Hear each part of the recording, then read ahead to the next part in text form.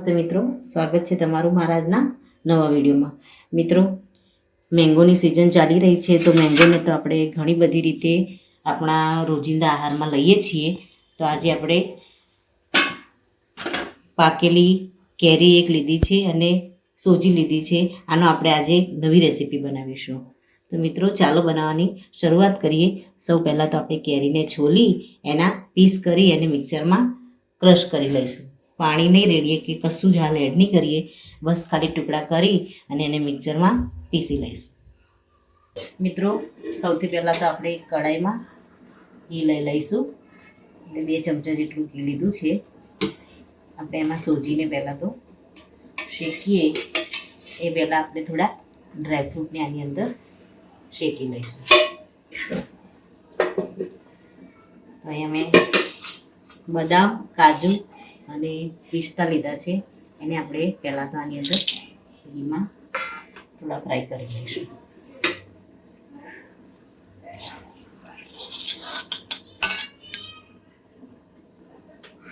મિત્રો, ડ્રાયફ્રૂટને આપણે કાઢી લઈશું. હવે આમાં આપણે દ્રાક્ષ એડ કરી દઈશું.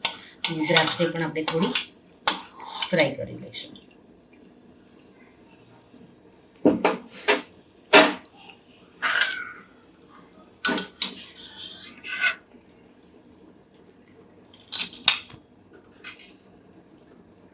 દ્રાક્ષ થોડી ફૂલે એટલે આપણે તરત જ એને બહાર કાઢી લઈશું.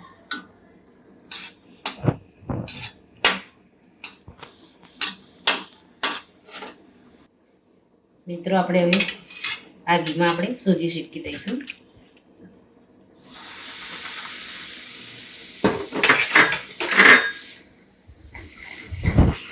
સોજીને આપણે થોડું ચલાવતા રહીશું.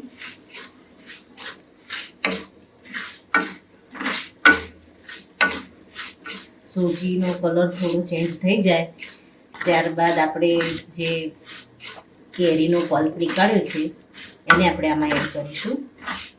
તમારે કેરીનો જાડો રસ લેવો હોય તો પણ તમે આમાં એડ કરી શકો છો.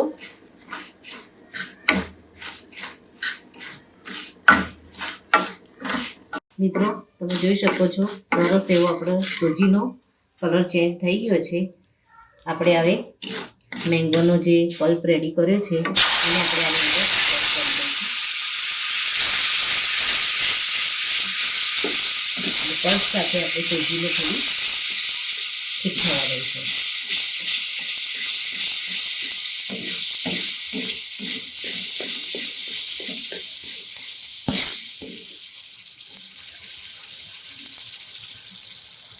એક કેરીમાંથી જેટલો પણ પલ્પ ગાળો એવો નીકળ્યો હોય બધું જ આપણે આની અંદર એડ કરી દીધું છે.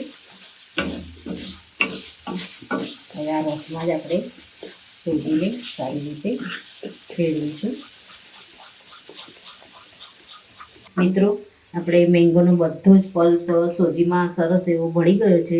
હવે આપણે મલાઈવાળું દૂધ એડ કરી દઈશું. આપણે જાડી મલાઈવાળું દૂધ લીધું છે.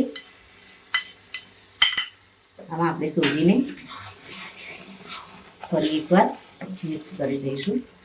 તમારે ઇલાયચી પાવડર એડ કરવો હોય તો કરી શકો છો, પણ ઇલાયચીનો પછી ટેસ્ટ આમાં આવે આપણે એના કરતાં મેંગોનો જ આપણે ટેસ્ટ આવે એ રીતનો જ આપણે ટેસ્ટ રાખીશું. એટલે આમાં બીજું કોઈ પણ ફ્લેવર એડ નહીં કરીએ.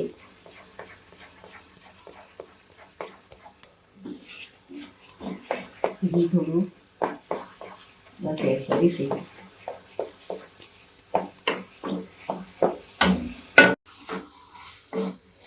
પછી મિત્રો આપણે થોડું ઘી એડ કરી દઈશું. હલવાને સારી રીતે ચલાવીશું.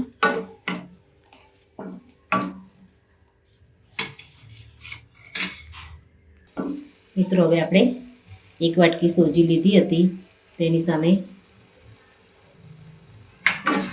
અડધી વાટકી જેટલી આપણે ખાંડ એડ કરી દઈશું.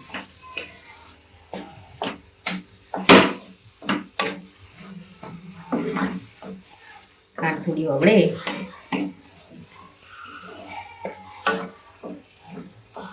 ત્યાં સુધી આપણે થોડી ચલાવીશું હલવાને. સરસ એવો સોજીનો કલર પણ આવી ગયો છે.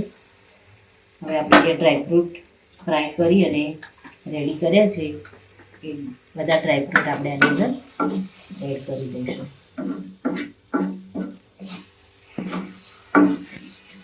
હલવો કઢાઈ છોડે એટલે આપણે એમાં ડ્રાયફ્રૂટ એડ કરી દઈશું. તો મિત્રો આપણો મેંગો હલવો બની અને રેડી થઈ ગયો છે. બસ આને આપણે હવે સર્વ કરી લઈશું. મિત્રો રેડી છે આપણો મેંગો ફ્લેવરનો હલવો. તો ગેસ્ટ આવે તો તમે પણ આ રીતે અલગ રીતનો હલવો બનાવી અને ટેસ્ટ કરાવશો તો ગેસ્ટને પણ રેસીપી જાણવાનું મન થશે. તો મિત્રો આ સાથે મારો વિડીયો પૂરો થાય છે. જો મારો આ વિડીયો તમને ગમ્યો હોય તો લાઇક, શેર અને સબસ્ક્રાઈબ કરવાનું ભૂલશો નહીં અને કમેન્ટમાં જરૂરથી લખો કે મારી આ રેસીપી તમને કેવી લાગી. ફરી મળીએ એક નવા વિડીયો સાથે. ત્યાં સુધી આવજો. Thank you.